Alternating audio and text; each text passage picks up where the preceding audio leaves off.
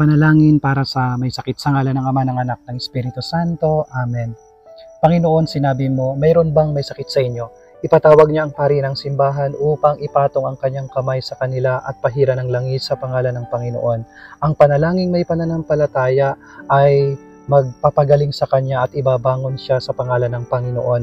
At kung siya ay may nagawang pagkakasala, siya ay patatawarin. Panginoon, idinudulog namin sa inyo ang lahat ng mga taong may karamdaman na nawa sila ay hipuin mo at haplusin mo ng iyong pagmamahal upang sila ay muling makabalik sa paglilingkod sa iyo.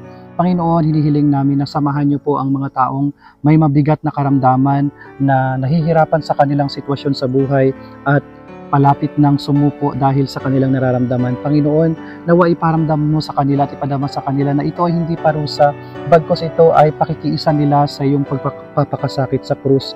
Nawa Panginoon ay ipaunawa mo at ipakita sa kanila ang iyong pagmamahal sa kabila ng kanilang mga pinagdaraanan.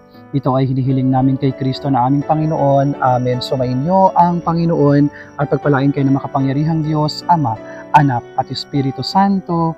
Amen.